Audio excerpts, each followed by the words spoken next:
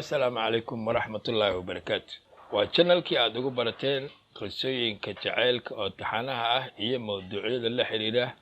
qaybaha kala duwan ee nolosha oo inta badan aad ka kororsan kartaan khibrado iyo waayo aragnimo ku aadan dhanka nolosha sida intiiniiba ku xirnay channelkan ay la wada socdeen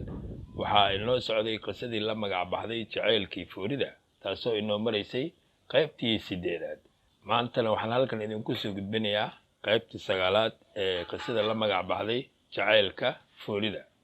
inta aanan u gudagelin qaybta 9aad aan idin yara xasuusiyo halka inoo maraysay qaybta 8aad qaybta 8aad ee qisada la magac baxday jaceylka Fuurida ayaa waxay inoo maraysay Canab oo Saadaq soo bartay gurigeeda haddana maadaama uusan xilliga jirin telefoonka gacanta ay ka wada xiriiri karaan ama kolka u yimaado oo la socodsiin karo inuu u yimid Fuuri ah oo Saadaq u qaadayo Canab kolka uu yimaado guriga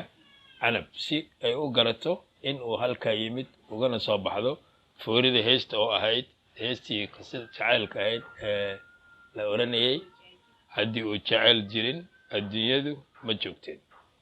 iminkana waxaan gudagalaynaa oo halkan idinka bilaabayaa qaybtii 9aad ee sheekadii la magac baxday jaceylkii Fuurida Saadaq iyo Canab waxa u bilowday nolol farxad badan oo ku salaysan jaceyl dhab ah waxa ay noqdeen laba qof oo caan ka ah iskuulka oo dhan maxaa yeelay waxa mar waliba la arkayay iyaga oo wada socda wada taagan wada fadhiya ama hal meel ku wada sheekaysanay waxa la gaaray xilligii fasaxa ee iskuulka waxay ahayd xilli ay ardayda badankoodu ku faraxsan yihiin maadaama ay ka nasan doonaan waqtigii adkaa ee waxbarashada oo ay dareemi doonaan nasasho iyo damaashaad balse Saadaq iyo Canab waxa labadooda oo qura la soo darsay murug inteeda la eg maxaa yeelay iskuulka ayaa ahaa goobta kaliya ay isku arki jireen maadaama ay adkeed inay helaan waqti kale oo ay ku sheekaystaan markii uu bilowday fasaxii iskuulka ayaa sidii ay hore ugu ballameen in ay kulankooda ka dhigtaan meel aan ka fogeyn guriga Canab maadaama aan Canab loo ongolayn inta badan inay guriga ka maqnaato mana jirin qaab fudud oo ay ku wada xiriiri karaan sida telefoon gacmeedka iyo baraha bulshada sida Facebooka Messengerka iyo WhatsAppka intaba qaabka kaliya oo ay isku arki kareen ayaa ahayd in uu Saadaq yimaado xilli fiid ah agagaarka guriga Canab isaga oo ku foorinaya heestii ahayd haddii uu jaceyl jirin adduunyadu ma joogteen markii uu iskuulka u xirmay ayaa ahayd xilligii ugu adkaa ee soo maray ama caqabad ku noqday jaceylka ka dhaxeeya labadooda isbuuciiba 3 jeer ayuu imaan jiray Saadaq xaafadda Canab xilli fiid ah halkaas ayuu ka fooriyaa Canabna dibad ugu soo bixi jirtay iyada oo ku soo marmarsiyoonaysa inay dukaan diriska ah waxyaabo yar ama adeeg ah ka soo qabsanayso waqtiyada qaar iyada oo ka baqaysa in reerka fahmo ayay la istaagnaan jirtay wax ka yar 3 daqiiqo marmar salaanti kadib markiiba ay indhaha isku dhiftaan oo ay caafimaadka iska wareystaan waxay isdhaafsan jireen fariimo qoraal ah iyo waraaqo oo ku qoran waraaqo ay qof waliba ku cabiraysa jaceylkiisa waana ay ku qanacsanaayeen labadooduba kolba hadday is arkayaan oo ay wada istaagayaan bal qiyaas wiil u soconaya masaafo dhan dhowr iyo 10 daqiiqo si uu ula soo kulmo gabadhii uu jeclaa oo marka ay is arkaanna aanan heli karin xitaa 10 daqiiqo oo ay kula sheeko bogtaan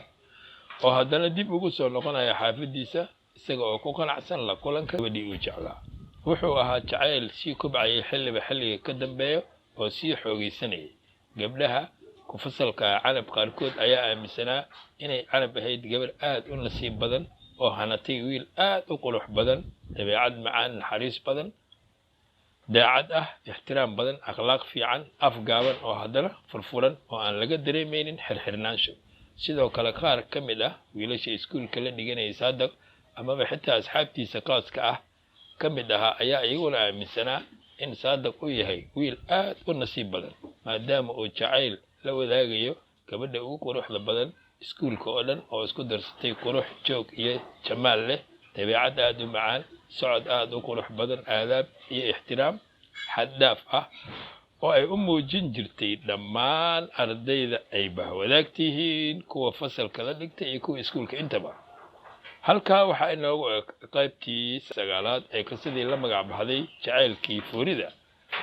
la soco haddii aad ku cusub tahay channelkan Ahmed Diri Afrax, fadlan subscribe saar si aysan ku dhaafin qaybaha dambe sheekadu aad u xiiso badan iyo weliba mawduucyo kale oo aad ka kororsan karto waayo aragnimo qaybaha kala duwan ee nolosha. waa Ahmed Diri Afrax oo idin rajaynaya nolol farxad leh meel waliba oo aad dunida